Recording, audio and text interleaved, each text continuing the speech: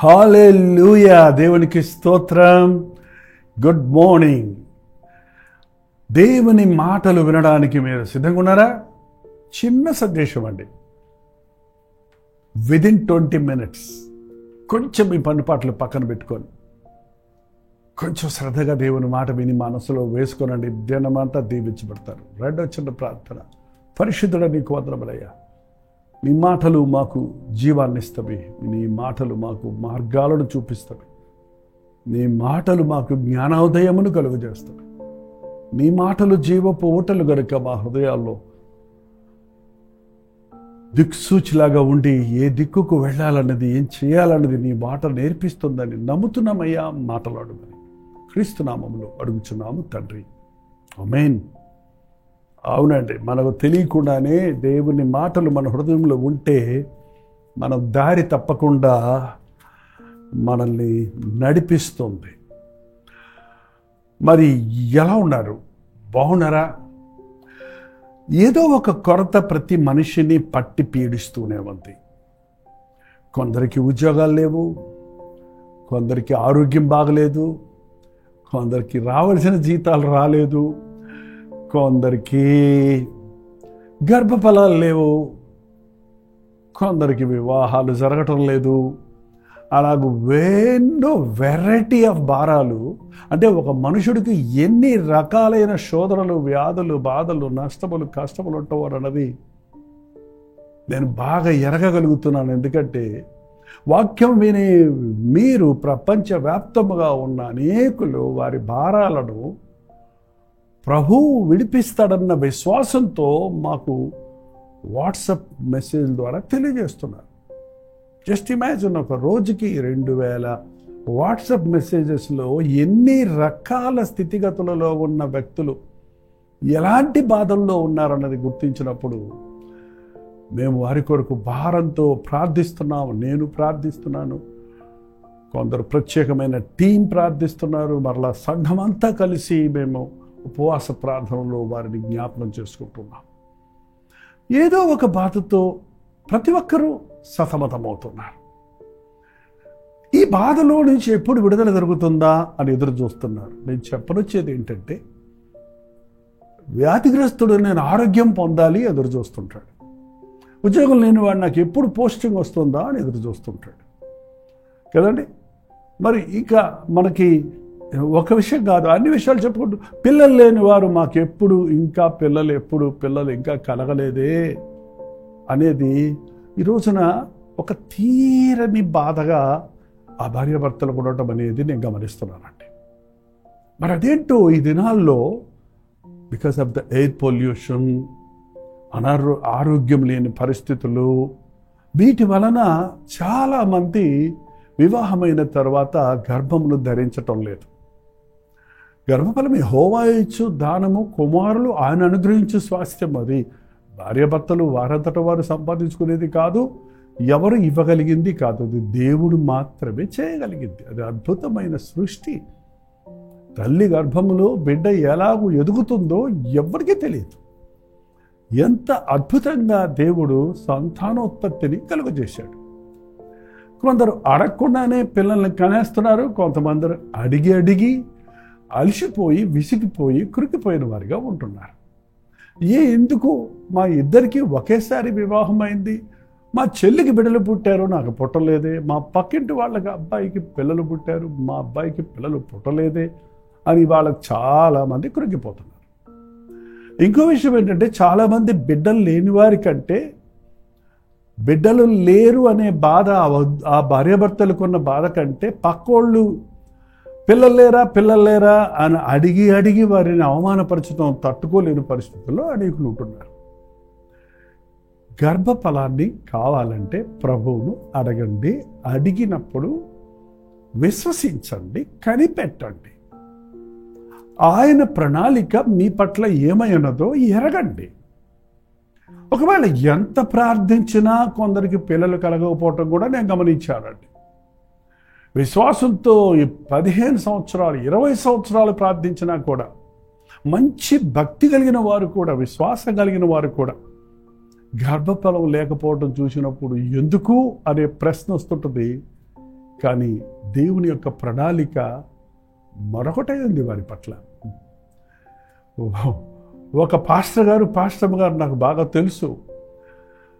Brother, పిల్లలు లేరని మీరు బాధపడొద్దు అంటే, మాకెందుకు లేరు, నేను మా ఆవిడికి పిల్లోడిని, మా ఆవిడ నాకు చిన్నపిల్ల, మేమే పిల్లల్లాగా ఆడుకుంటున్నాం అని సంతృప్తి పొందాడు.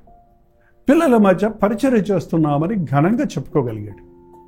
అయితే ఎవరి పట్ల ఏ నిర్ణయం దేవుడు కలిగి ఉన్నాడు అన్నది మనమెరుగము. కానీ ప్రభువుకు ప్రతి ఒక్కరి పట్ల ఒక ప్రణాళిక ఉన్నది. లూకా సువార్త 1వ అధ్యాయంలో ఒక దంపతులు ఉన్నారు. మీరు ఎప్పుడన్నా చదివారో లేదో. వారి పేరే Elizabeth and Jakarayya. Elizabeth, Jakarayya అనే వీళ్ళిద్దరూ చాలా భక్తి కలిగిన వారు. వారు మంచి కుటుంబంలో నుంచి వచ్చిన వారు.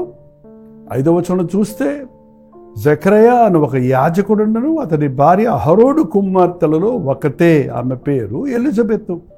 వీరిద్దరూ ప్రభు యొక్క సకలమైన ఆజ్ఞల చొప్పున, న్యాయ విధుల చొప్పున నిరపరాధులుగా నడుచుకుంటూ దేవుడి దృష్టికి నీతిమంతులుగా ఉన్నారు. దేవునికి ఇష్టలుగా ఉన్నారు. దేవుని వాక్యానుసారంగా జీవిస్తున్నారు. దేవుని సేవలో ఉన్నారు. దేవుని పనిలో ఉన్నారు. అయితే ఎలిజబెత్ గొడ్రాలై ఉన్నందున వారికి పిల్లలు లేకపోయిరి. మరియు వారిద్దరూ బహుకాలము గడిచిన వృద్ధులైపోయారు. అయ్యయ్యో, ఇంతగా దేవుణ్ణి ప్రేమించి, ఇంతగా దేవుణ్ణి సేవిస్తే మాకు పిల్లలు లేరే, మమ్మల్ని అందరూ సేవ చేస్తున్నారు కదా, దేవుని బిడ్డలు కదా, ప్రభువుని నమ్ముకున్నారు కదా, దేవుని చిత్తములు మీరు జతపరచబడ్డారు కదా, మీ దేవుడు గొప్పవాడు అన్నారు కదా, మీకేంటి పిల్లలు లేరు అని అడిగినప్పుడు చాలా కష్టంగా ఉంటుంది కదండి. మరి అలాగే వీరు వృద్ధాప్యంలోకి వెళ్ళిపోయారు. వీరు దేవుని మీద అలిగినట్టు కానీ, దేవుని మీద తిరగబడినట్లు కానీ, దేవుని పని ఆగినట్టు కానీ కనపడలేదు. దేవుడు తగిన సమయమందు మాకు మేలు చేస్తాడని విశ్వసించారు. ప్రభు చెప్పాడు ఒకసారి ఒక వచనంలో చూడండి, అక్కడ 20వ వచనంలో, నా మాటలు వాటి కాలమందు నెరవేరును. నా మాటలు కాదండి, దేవుని మాటలు. దేవుని మాటలు వాటి కాలమందు నెరవేరును. మాటిస్తే అది నెరవేర్చే దేవుడు ఆయన. దేవుడు ఒకరోజు యాజకుడుగా జకరయ్య దేవాలయంలో తన పరిచర్యను చేస్తున్నప్పుడు దేవుని దూత ప్రత్యక్షమై అతనికి ఒక వాగ్దానం ఇచ్చింది. జకరయ్య, భయపడకు, నీ 13వ వచనం, నీ ప్రార్థన వినబడినది, నీ భార్య అయిన ఎలిజబెత్తు నీకు కుమారుని కనును, అతనికి యోహానుని పేరు పెట్టుదువు. భార్య భర్తలు ప్రార్థిస్తూ మా ప్రార్థన వినపడలేదా, మా బిడ్డలు ఇవ్వలేదా అనేవారు గమనించండి, నీ ప్రార్థన వినబడింది. నీ ప్రార్థనకు జవాబు తాను తగిన సమయంలో దేవుడు నీ ప్రార్థనకు జవాబిస్తాడు. కృంగిపోవద్దు. బిడ్డల విషయమే కాదు, అది ఉద్యోగ విషయం కానీ, పెళ్ళిళ్ళ విషయం కానీ, అనారోగ్య విషయంలో కానీ, మరి ఏదైనా సరేనండి. మీకు గృహం కట్టుకోవాలని ఆశని కంగారు పడి అప్పులు చేసి లోన్లు తీసుకొని కంగారు పడి తిప్పలు పడతారు ఎందుకు? తగిన సమయమందు దేవుడు సమస్తము సమకూడి జరిపిస్తాడు. నీ ప్రార్థన వినబడింది. నీ భార్య గర్భవతి అయి కుమారుని కంటుంది. వారు బహుకాలము గడిచిన వృద్ధులయ్యారు బైబిల్లో. వారు చాలా వృద్ధులు. ఆనాటి అబ్రహాము శారాల్లాగా మరి నిండు పండు వృద్ధులేమో నాకు తెలియదు, కానీ పిల్లలకు జన్మమివ్వలేనంత స్థితిలో ఉన్న వృద్ధులండి వారు. కానీ అద్భుతాలు చేసే దేవుడు, ఆశ్చర్యాలు చేసే దేవుడు తనకు వాగ్దానం ఇచ్చాడు. నీ భార్య గర్భవతి అవుతుంది, ఆమె కుమారుని కంటుంది. ఖచ్చితంగా చెప్పాడు, కుమారుణ్ణి కంటుంది, అతనికి యోహానుని పేరు పెట్టు. ఈ జకరయ్య ఏమన్నాడు చూడండి ఒకసారి, 18వ వచనం చూస్తే, ఇది నాకు ఎలాగో తెలియను, నేను ముసలివాడను, నా భార్యయు బహుకాలము గడిచినదని దూతతో చెప్పగా, ఆ దూత, నేను దేవుని సముఖమందు నిలుచు గాబ్రియేలును, నీతో మాట్లాడుటకు ఈ సువర్తమానం నీకు తెలుపుటకు నేను పంపబడి తిని, మరియు నా మాటలు వాటి కాలమందు నెరవేరును, నీవు వాటిని నమ్మలేదు గనుక ఈ సంగతులు జరుగు దినము వరకు నీవు మాటలాడక మౌనమయ్యుందువని అతనితో చెప్పాను. అనుమానం పడొద్దండి దేవుడిచ్చిన మాటల్ని. దేవుడిచ్చిన వాగ్దానాలు ఉన్నాయా మీ దగ్గర?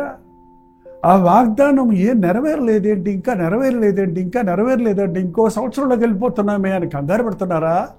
ఈ సంవత్సరాంతంలో దేవుడు నీకు జవాబిస్తాడు. నీ వాగ్దానం ప్రభు ముందు పెట్టి నమ్ము. నాకు ఇస్తానన్నావు, ఇవి ప్రభా. నన్ను దీవిస్తానన్నావు, దీవించు నాయన. నన్ను దర్శిస్తానన్నావు, దర్శించు ప్రభా. నన్ను స్వస్థపరుస్తానన్నావు, స్వస్థపరచు ప్రభా. నీ ప్రార్థన పరలోకంలో వినబడే వరకు ప్రార్థించాలి. నీ ప్రార్థన వినే ప్రభువు నిన్ను విడిపిస్తాడు, నీకు జవాబిస్తాడు. నువ్వు నమ్మకపోతే మళ్ళీ నీ అవిశ్వాసం ఇతరులకు అంటుకోకుండా ఉండడం కోసం ఏం జరిగిందో ఎవరికి తెలియలేదండి. ఆయన ప్రభువు సన్నిధిలో నుంచి బయటకు వచ్చినప్పుడు మూగవాడైపోయాడు. ఏం జరిగింది లోపట అంటే చెప్పటానికి అతనికి నోరు విప్పలేకపోయాడు, మౌనిగా ఉన్నాడు. దేవుని కార్యాలను నమ్మని వారు మౌనంగా ఉండటం మేలండి. దేవుడు వాగ్దానం ఇచ్చాడు, ఇది ఎలా జరుగుద్ది అనే అవిశ్వాసం మాటలు మాట్లాడితే మీకు మేలు కలగదు. దేవుణ్ణి నమ్మినప్పుడు అది అసాధ్యమైన, అది ఎట్టి పరిస్థితుల్లోనూ కుదరని విషయమైన నమ్మి విశ్వాసంతో ఉండండి. తన మాటను తగిన సమయమందు నెరవేరుస్తాడు. మాట ఇచ్చిన దేవుడు నెరవేర్చాడు. ఎలిజబెత్కు తెలిసింది తాను గర్భవతిని తెలిసినప్పుడు ఆమె ఎంతో ఆశ్చర్యపడింది. ఆమె దేవుడిని స్తుతించింది. ఆమె 5 నెలల వరకు ఇతరుల కంట పడకుండా, నేను గర్భవతిని చెబితే నవ్వుతారు కదా, ఎగతాళి చేస్తారు కదా, అందుకని ఆమె 5 నెలల వరకు తన గర్భం, ఈ రోజుల్లో చూడండి గర్భవతులు అయ్యారని చెప్పుకోవడానికి కొంతమందికి భయం వేస్తుంది. గర్భం ధరిస్తే మిస్క్యారేజ్ అయిపోతున్నారు చాలామంది. 1వ నెలలో, 2వ నెలలో, 3వ నెలలో, ఈవెన్ 4-5 నెలల్లో కూడా. కాబట్టి చాలామంది చెప్పుకోవటానికి భయపడుతున్నారు, చెప్పుకోవడానికి ఆలోచిస్తున్నారు. మంచిదే, మీరు గర్భము ధరించినప్పుడు ఆ విషయాన్ని దేవుని ముందు పెట్టి మీరు కృతజ్ఞత కలిగి మీ సొంత వారికి, ఇంటి వారికి కావాలంటే దాన్ని తెలియచేసుకొని దేవుని సందులో నా గర్భములోని శిశువు మంచి ఆకారంతో, మంచి బలముతో పెరిగినట్లుగా మా బిడ్డను దీవించని తల్లిదండ్రులుగా మీరు ప్రార్థించడం చాలా ముఖ్యమాట. చాలామంది వచ్చి వాళ్ళ 8వ నెలలోకి వచ్చాము, గర్భంలో బిడ్డ ఇంకా ఎదగలేదు, బరువు తక్కువ ఉందట, అయ్యగారు ప్రార్థన చేయమని 8వ నెలలో అడుగుతున్నారు. కానీ మొదటి నెల నుండి మీరు ప్రార్థించండి, మీ కొరకు ప్రార్థించే వారికి తెలియపరచండి కావాలంటే. కానీ అవిశ్వాసం ఉంచొద్దు. దేవుడిచ్చిన వాగ్దానము నిలబెట్టుకోండి. దేవుడిచ్చిన వాగ్దానాన్ని నమ్మండి. తగిన సమయమందు చక్కటి శిశువుకు జన్మమిస్తారు. ఎవ్వరూ నమ్మలేదు. జకరయ్య ఎలిజబెత్కు తమ వృద్ధాప్యంలో ఒక కుమారుడు కలుగుతాడని, ఆ కుమారుడు ఒక ప్రత్యేకమైన వ్యక్తిగా ఉంటాడని మాట ఇచ్చినట్లుగానే బాప్తిస్మం ఇచ్చి యోహాను అని అతనికి పేరు పెడుతున్నాం మనం. యోహాను జన్మించాడు. ఏం పేరు పెట్టాలి ఇతనికి అని వచ్చినప్పుడు ఆ తండ్రి ఒక పలక తీసుకురమ్మని, ఆ పలక మీద పేరు యోహాను అని రాయగానే అతని నోరు విప్పబడింది. యోహాను అన్నాడు. నాకు తెలుసండి యోహాను ఎంత గొప్పవాడయ్యాడంటే, అంతగా భక్తి కలిగిన దంపతులకు అంత నిండు వృద్ధాప్యంలో కలిగిన కుమారుణ్ణి ఎంత పర్ఫెక్ట్గా వాళ్ళు పెంచారంటే, ఎంతగా వారి మీద దేవుని అభిషేకం ఉందంటే, వారు ఆ యోహాను ఎంతగా దేవుని కొరకు జీవించగలిగాడంటే, అబ్బా దేవుని ప్రణాళికలు ఎంత గొప్పవో, ఎంత సిద్ధపరిచారో ఆ తల్లిదండ్రులను ఆ బిడ్డనుకు జన్మమివ్వటానికి అన్నది గుర్తించగలుగుతున్నాం. బాప్తిస్మం ఇచ్చే యోహాను 6 నెలలు యేసు ప్రభు కంటే పెద్దవాడు. అదే సమయంలో ఆమె 6వ నెలలో గర్భవతిగా ఉన్నప్పుడు మరియ 3వ నెలలో గర్భవతిగా ఉంది. మార్గాన్ని సరళం చేయడానికి దూతగా నేను కోరుకున్నానని చెప్పిన యోహాను అరణ్యంలో ప్రకటించినప్పుడు అనేకులు పరుగు పరుగున వచ్చి బాప్తిసం పొంది మారుమనసు పొంది బాప్తిసం పొందారు. యేసుప్రభువే చెప్పాడు, స్త్రీలు కనిన వారిలో యోహాను కంటే గొప్పవాడు ఎవరు లేడు, పుట్టలేదు అని తెలియజేశాడు. నీకు ఒకవేళ ఆలస్యం చేస్తే అద్భుతమైన గిఫ్ట్ ఇస్తాడు దేవుడు. తొందరపడవద్దు, పక్కదారులు పట్టొద్దు. నీకు దేవుడు వాగ్దానం ఇస్తే దాన్ని పట్టుకో, అది అవిశ్వాసంతో వదిలిపెట్టొద్దు. దేవుని మాటలను చులకన చేయొద్దు. మాటిచ్చి నెరవేరుస్తాడు, అద్భుతాలు జరిగిస్తాడు. ఈ సంవత్సరాంతంలో ఇంకా లేదే అనేది నీకు ఈ సంవత్సరంలోనే ఇచ్చి ముగించాలని దేవుడు కోరుకుంటున్నాడేమో. విశ్వాసంతో ప్రార్థించు. ప్రార్థన. పరిశుద్ధుడా, ప్రేమగల తండ్రి, నీకు వందనములయ్యా. ఎంత గొప్ప దేవుడివయ్యా నీవు. మా ఆలోచనలు, మా మాటలు, మా ప్రణాళికలు నీ ముందు పనికిరావని, నీవు నమ్మదగిన దేవుడిగా ఉన్నావని, నీ మాటలు తగిన సమయంలో నెరవేర్చేవాడిగా ఉన్నావని, నీ వాగ్దానాలు నెరవేర్చేవాడిగా ఉన్నావని, నీవు ఆలస్యం చేస్తే అత్యధికంగా దీవించే దేవుడిగా ఉన్నావని, నీ సమయంలో నీ కార్యములు పరిపూర్ణంగా చేయగలిగిన దేవుడిగా ఉన్నావని నీ మీద పూర్ణ విశ్వాసం ఉంచి అన్ని స్థితిగతులలో నిన్ను నమ్ముకున్నటకు, నీ కొరకు కనిపెట్టుకున్నటకు, నీ మేలులు పొంది నీ సాక్షులుగా నిన్ను మహిమపరచుటకు మా ఒక్కొక్కరికి సహాయం చేయమని క్రీస్తు నామములో అడుగుచున్నాను తండ్రి. ఆమేన్. మన తండ్రి అయిన దేవుని యొక్క ప్రేమయు, కుమారుడైన క్రీస్తు యొక్క కృపయు, ఆదరణకర్త అయిన పరిశుద్ధాత్మ యొక్క సహవాసమును కూడి వచ్చిన మనందరికీ ఇప్పుడున్న సదాకాలము తోడయుండునుగాక. ఆమేన్. దేవుని స్తోత్రం. మీ ప్రార్థన అవసరతలు భారాలు 9540 నెంబర్కి, మీరు ఇతర దేశాల్లో ఉంటే 9100 నెంబర్కి ఒక టెక్స్ట్ లేక వాయిస్ మెసేజ్ ద్వారా వాట్సాప్ చేయండి. అవన్నీ మేము పరిశీలిస్తున్నాం, భారంతో మీకోసం ప్రార్థిస్తున్నాం. మీకు అద్భుతంగా జవాబులు ఇచ్చినప్పుడు ఆ విషయాలు కూడా మీ ప్రైజ్ రిపోర్ట్స్ కూడా తెలియచేయండి. దాన్ని బట్టి ప్రభువుని స్తుతించడానికి మరింత ప్రోత్సాహకరంగా ఈ పరిచర్యలు కొనసాగించడానికి సహకరించిన వారు అవుతారు. తెలుగు, తమిళ, హిందీ, మలయాళం, బెంగాలీ, ఒరియా భాషల్లో ప్రసారమవుతున్న కలవర దర్శనం అనే టీవీ కార్యక్రమాల కొరకు ప్రార్థించండి. ఇంకా 50% ఆఫ్ ఇండియన్స్కి ఇంకా ఇంటర్నెట్, సెల్ ఫోన్ ఫెసిలిటీస్ లేవు కనుక వారు టీవీలోనే వాక్యం వింటున్నారు. భారభరితమైన పరిచయంలో మీరు పాలుభాగస్తులు ఉండగోరితే వివరముల కొరకు 8939393939 నెంబర్కి మీరు కాల్ చేయవచ్చు. అలాగే ప్రతిరోజు ఉదయం 7 గంటలకు అనుదిన ధ్యానం, 3 గంటలకు హెచ్చరిక, 9 గంటలకు కలవర ప్రతిధ్వని, తెల్లవారుజాము 12 గంటలకి మన్నా మనకు క్రమం తప్పకుండా మీకు అందిస్తున్నాం. అలాగే ఫేస్బుక్లో, ఇన్స్టాగ్రామ్లో కూడా మీకు అనేకమైన పోస్టులు పెడుతున్నాం. డాక్టర్ జైపాల్ పేజ్ ఇంకా మీరు సబ్స్క్రైబ్ చేసుకోకపోతే సబ్స్క్రైబ్ చేసుకోండి. అంతేకాక యూట్యూబ్ ఛానల్స్ కూడా హిందీ, తెలుగు, కన్నడ, మలయాళం, తమిళ్ ఛానల్స్ కూడా ఉన్నాయి. ప్రతిరోజు ఉదయం అనుదిన ధ్యానం తెలుగులోనే కాకుండా మరి అనేక భాషల్లో ఉన్నాయి. ఒక్కసారి మీరు యూట్యూబ్లోకి వెళ్ళండి, లేకపోతే www.jaipal.org అనే వెబ్సైట్ దర్శించండి. మరిన్ని వివరాలు పొందుకోండి. ఉచితమైతే మధ్యాహ్నం 3 గంటల హెచ్చరిక, అలాగే రాత్రి 9 గంటలకు లైవ్లో జూమ్లో మళ్ళీ కలుసుకుందాం. అంతవరకు దేవుని మహాకృప మీకు తోడైండుగాక.